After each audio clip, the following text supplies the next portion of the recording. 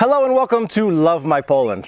You know, it hit me recently that if you are going to make a channel like Love My Poland complete, you've got to eventually cover some of the juicy, sensational stories that you'll eventually hear over the years here. But what's even more important is that Polish people are going to expect you to, or at least hope that you'll know many of the big events that have taken place in the past. There is truly nothing worse than seeing an enthusiastic face of a friend or a student asking me, "Russell, have you heard about this story or event in Polish history?" And the only thing that I'm able to respond with is, sorry, no, I don't know what you're talking about. And having to watch that excited face, that enthusiastic face, slowly and awkwardly transform into a disappointed frown. That's why today I'm going to start another new series of episodes entitled, ready? Once Upon a Time in Poland. I'm going to share stories with you that I've heard since moving here and that I find really interesting, and I am convinced that you'll love them too. So let's get started.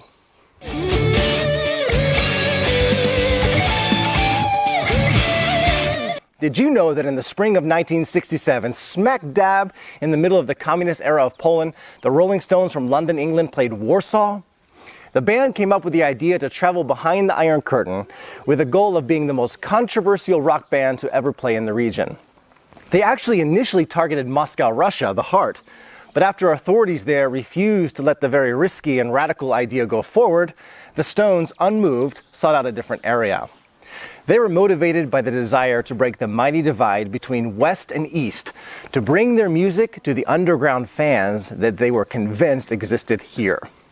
So with Moscow out of the equation, the Rolling Stones received an invite to Warsaw through the direction of a man named Władysław Jakubowski. Jakubowski came from an agency called Pagard. The Pagard agency was a huge deal in Poland that oversaw really everything with artists coming in and out of the country at the time, and it was instrumental in paving the way for the Rolling Stones concert to happen on April 13th, 1967 in the city center of Warsaw, where the Stones were promoting their Between the Buttons album. They arrived a day before the concert and stayed at the beautiful Hotel Europejski. Now, before I go another step forward in my story, I have to stress that there are so many myths and false reports and legends connected to the events, so it's a little risky. I've decided that I'm going to stick to all the points in the story that I've heard repeatedly over the years from friends, from students, from reading, and to stay as genuine as I can to the events. To truly get a good feel of this story, I would like you to imagine what Warsaw, Poland must have looked like then and contrast it with how modern and developed it looks now. Bill Wyman, the bass guitarist for the Rolling Stones, after landing in Warsaw, described the city as dark and gloomy, overwhelmingly depressing, and he sensed everywhere he went he was being constantly watched by secret police. And he probably felt that way for good reason. The reputation the Stones brought with them back in '67 was a reputation of the rebellious culture, you know, with wrecked hotel rooms, lots of drug use, hardcore partying, and their fans clashing with police. So it was a highly risky move for Poland to make at that time. Anyways, you knew that already. Let's get to this concert. I've got to begin with the fact that acquiring concert tickets was no easy task. As you might imagine, the news of the Rolling Stones coming to Poland inundated the country. But by all accounts, only modest advertising was put up around Warsaw beforehand. When news hit, people couldn't believe it, and many claimed it had to be some kind of elaborate April Fool's prank. It was too good to be true. But for the lucky folks that got their hands on tickets, the price of entry that was paid was equivalent to half the average monthly salary. Wow. What's also interesting is that most of the tickets were never even formally released the way we would buy tickets today to the public. Instead, these tickets were distributed, free of charge of course, to communist leaders and their families. The final turnout, though, of fans was approximately 5,000 people filling the Congress Hall called Sala Kongresowa in downtown Warsaw. It's truly amazing that they chose this location, as the Congress Hall up to that point was mainly used for holding Communist Party functions. The audience numbered roughly 5,000 people who consisted of communist dignitaries, security agents, journalists, musicians, and of course, general fans. 5,000 people was more than double the number the venue could even seat, so it must have been really quite the squeeze. And listen to this, before the concert actually took place, it's been said that the Rolling Stones damaged their own instruments.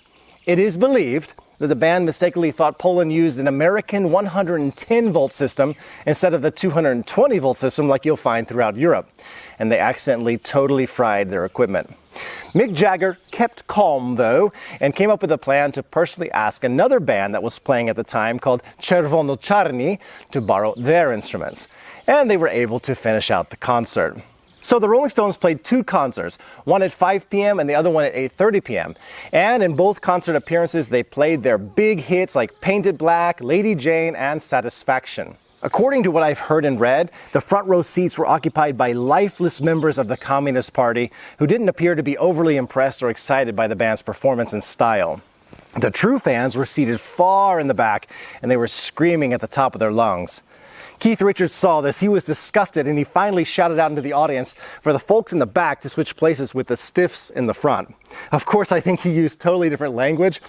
Whether that actually happened, whether that made a difference, I have tried to find that information and I can't. Anyway, Mick Jagger also was irritated by it, and according to reports, made obscene gestures toward the special members of security and those sitting close to the stage. The band's behavior was completely unheard of at the time, and it gave people a small taste of modern Western reality. Meanwhile, outside, people were going nuts as more fans tried to get in and couldn't. It's also been said that tickets were sold by illegal scalpers, leading to even more negative commotion. Car windows were broken out, street lamps were damaged, and things began to go wildly out of control. It required the police, who back then were called militia, to show up with dogs, water cannons, and they had to use tear gas to kind of disperse the protesters. Reportedly, the Stones caught wind of what was happening outside. They felt terrible about it, and legend has it that they got in a car and they took boxes and boxes of their albums. And when they would see youth on the corner or on the side of the road, they would just throw those albums out at the youth of Warsaw. Pretty nice gesture. Finally, you may be wondering how the Stones got paid. How were they compensated for their concert performances? That's a great question. Well, the band did receive royalties in American dollars and Polish zlotys. The trouble was that the Polish money was absolutely not interchangeable. It was literally impossible to do so. So the story is the band traded their suitcase of Polish cash for a wagon load of Polish vodka. The saddest part is they never got to take the vodka out of the country, as the customs duty that would have to be paid on the alcohol in Britain was much higher than the vodka was even worth. So they ended up abandoning the vodka. The vodka stayed in Poland. And a lot of people say that the Rolling Stones went back to the UK with nothing. They were totally empty-handed. Regardless of the truth, though, one thing is certain. The Rolling Stones departed Poland with a sense of accomplishment. They felt like they did something positive, and it's true, they left an indelible impression on the hearts and minds of the Polish nation. The band has returned to play several times since, and their concerts have always been packed out.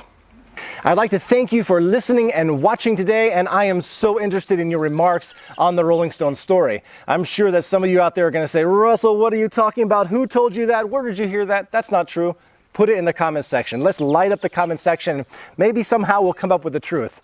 Anyway, I hope you like the new direction. If you do, give me maybe some ideas. I have a lot of ideas of my own, of stories that we can share with the globe, with the world. Thank you so much for watching. If you would like to become a subscriber, hit the subscribe button on my Polish eagle right here on my t-shirt so you don't miss out on future episodes. See you in the next one.